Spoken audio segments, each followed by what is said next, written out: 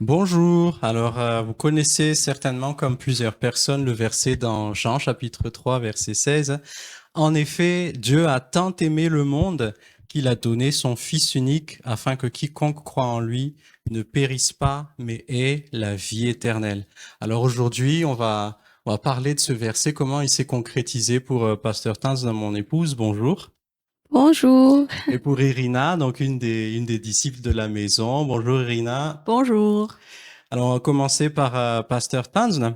On va essayer de répondre un petit peu à la question, à quelques questions. Comment est-ce que tu as été sauvé? Qu'est-ce qui s'est passé? Mais avant tout, est-ce que tu peux nous dire en quelle année tu as reçu donc la vie éternelle? En 2012, j'ai vécu une expérience, une rencontre avec Jésus. Oui, Et c'est vrai que c'était un contexte, mais c'était très particulier parce que ça a commencé dans un parc, d'accord. dans un parc, dans une ville. Et donc c'était une communication à l'extérieur. Mhm. C'était pas dans un temps de réunion où quelqu'un me parle de la Bible. Donc ça s'est passé à cette époque-là. D'accord.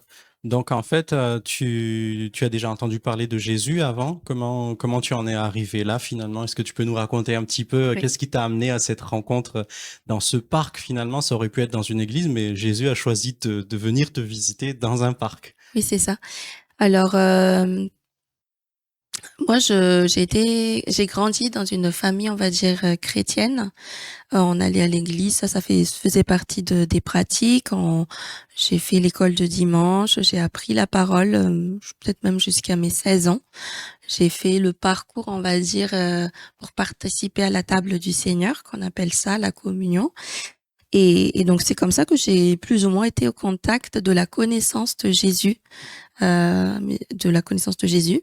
Mais j'avoue que cette question, parce que là, tu me poses quand est-ce que tu as rencontré Jésus et être sauvé? Cette question m'a été posée par mes parents quand j'avais à peu près peut-être 16-17 ans. Townsend, est-ce que tu es sauvé? D'accord. Et comment ça s'est passé cette rencontre? Alors, tu peux nous raconter un petit peu comment tu l'as vécu, parce que je crois que moi je connais un petit peu la réponse, mais je pense que ça peut être intéressant pour ceux qui nous écoutent là d'avoir un exemple en fait de comment est-ce qu'on peut vivre une rencontre avec le Seigneur. Oui. Alors le contexte, en fait, moi je pense que quand on a soif de quelque chose, on est en recherche. Et à l'époque, mon contexte, c'était que j'étais dans une relation amoureuse difficile. Et donc quelque part, ma recherche, donc c'était la paix, la stabilité de cette relation, la réussite quelque part aussi. Et c'était pas le cas, et c'était devenu de plus en plus comme un gouffre dans mon cœur. Et petit à petit, ma rencontre avec Jésus, certes, ça s'est passé comme ça, mais il y avait déjà quand même depuis quelques années où j'essayais de me rapprocher de Dieu. Oui, Ça, c'est une phase en fait qui était importante, mais on m'a pas forcément montré comment on rencontre cet amour de Dieu. oui, oui. Et cet amour était, je l'ai connu, je l'ai toujours entendu. Tu l'as cité tout à l'heure. Je connais ce verset.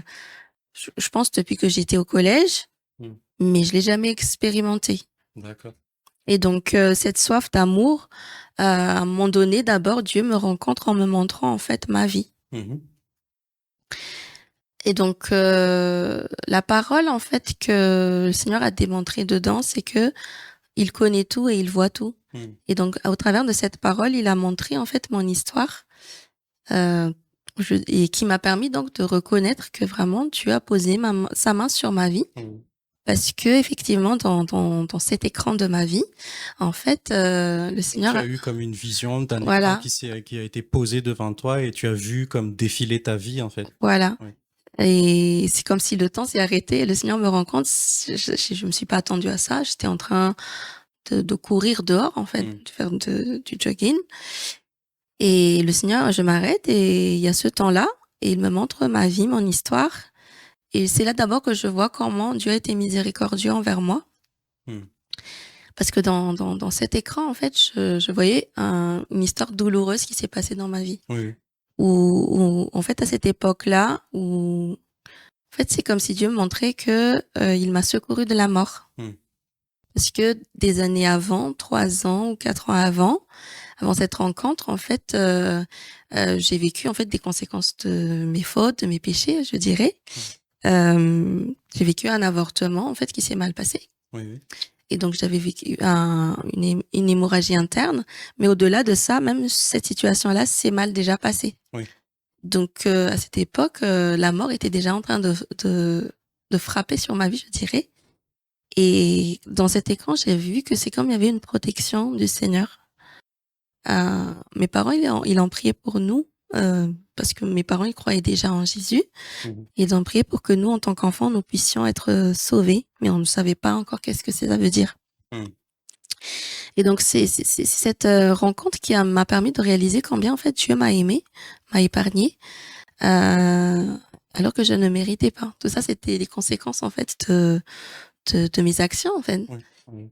Et j'ai été touchée par cet amour inconditionnel. C'est là que j'ai réalisé vraiment que bien que j'ai goûté à l'amour, que ce soit familial, des relations proches ou aussi avec peut-être des copains, parce que voilà, c'était une réalité.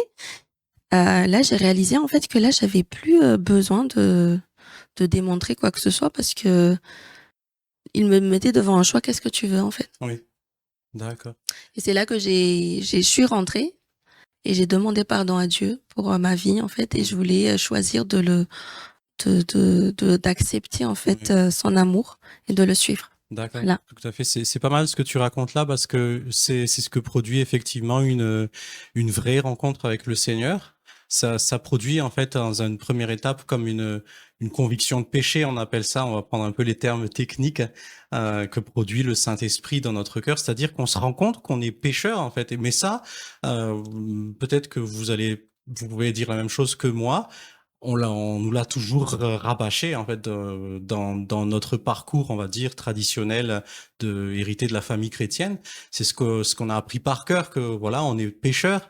Mais le jour où tu rencontres le Seigneur, quand il va te convaincre de pécher, la première chose que tu vas faire, comme tu as fait, tu es rentré chez toi et la première chose que tu as fait en fait, c'est de demander pardon pour ta vie, pour les actions du passé, les erreurs du passé.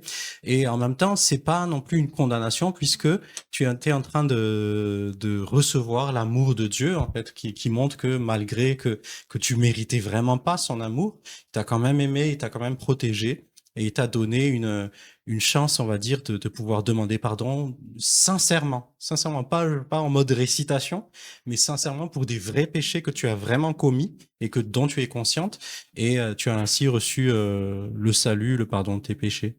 Oui. Ouais. Je veux juste clôturer avec ça pour mon intervention, c'est que en fait, il y avait vraiment un cri au plus profond de mon âme, au plus profond de mon âme, sauve-moi Seigneur. Hmm. Ouais. J'avais vraiment besoin de ce salut et je voulais que ma vie change en fait. Ouais. Voilà. D'accord. D'accord. On va poser des questions à Irina aussi. Et toi, donc, c'était en quelle année, Irina, que tu as reçu le salut, la vie éternelle? C'était en 2010, fin de l'année 2010. Très bien, d'accord. Ça fait à peu près 6 ans maintenant, après bientôt 16 ans. Et oh là là. Exact, oui. Très bien. Merci, Irina. Et toi, c'était dans quel contexte alors? Est-ce que tu peux nous raconter un petit peu dans quelle saison de ta vie tu étais quand tu as reçu le Seigneur? Comment ça s'est passé? Oui. Alors, je dirais presque comme tous les Malgaches, en fait, j'étais dans une famille protestante, je tiens à dire protestante. C'est-à-dire que le dimanche, on allait à l'église, je connaissais l'école du dimanche, tout le rituel, toutes les pratiques. Mais en fait, je ne connaissais pas Dieu. Dieu, pour moi, c'était un distributeur de bénédictions. C'est-à-dire que quand j'ai besoin, ah ben, je vais le voir. Et quand j'ai pas besoin, ben, il n'existe pas pour moi. Et donc, c'était à Madagascar, puis je suis venue en France en 2006 pour mes études.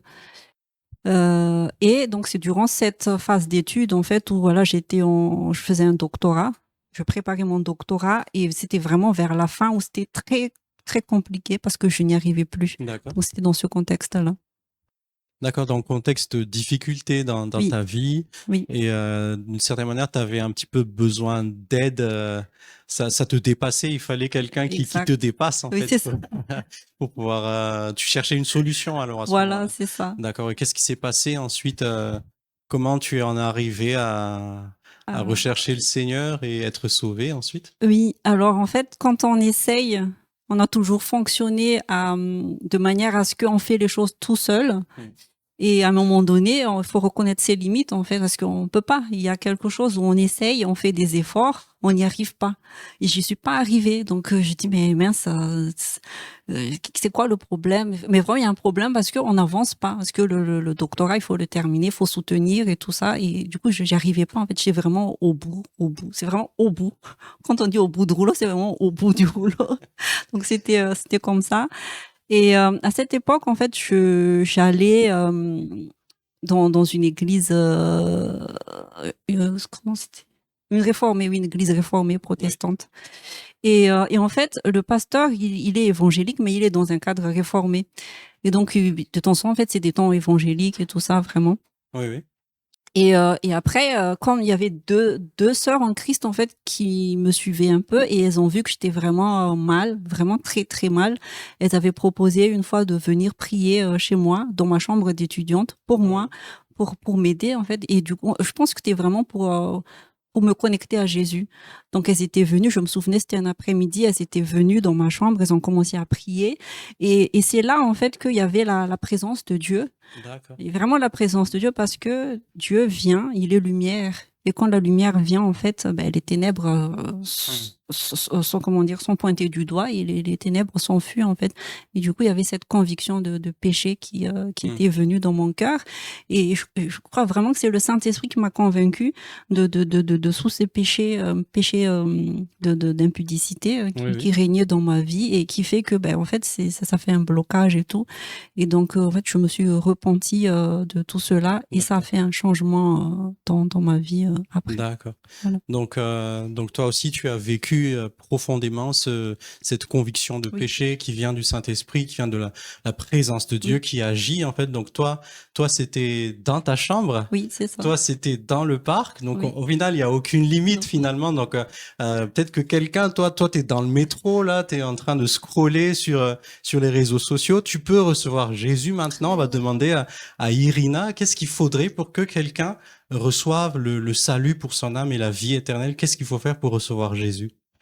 En fait, Dieu dit dans sa parole de l'invoquer. Hmm. Et vraiment, c'est ça, en fait, c'est invoquer le nom du Seigneur, le nom du Seigneur Jésus, parce que c'est le nom qui a été donné au-dessus de tout nom. Et c'est le nom par lequel, en fait, Dieu a mis en place le plan du salut. Il faut aussi reconnaître que on a besoin d'être sauvé, quelle que soit la situation qu'on peut vivre, le blocage et tout ça. Pour moi, c'était vraiment au niveau des études. Pasteur Tanzn, c'était par rapport à ce qu'elle a vécu, en fait. Mais en fait, quelles que soient les difficultés, il y a d'abord, il y a un Dieu, un Père qui nous aime. Et c'est ce Père-là, et c'est pour ça que ça me fait penser du coup à Jean 3,16, en fait, c'est ce Père-là qui nous cherche. Et à travers cette recherche qu'il fait, en fait, il a étendu sa main, son bras, à travers Jésus-Christ à la croix. Et du coup, comment faire pour être sauvé? Ben, invoquer le nom de Jésus et croire, en fait, qu'il est celui qui a été sacrifié, donc qui a été donné à la croix pour nous sauver.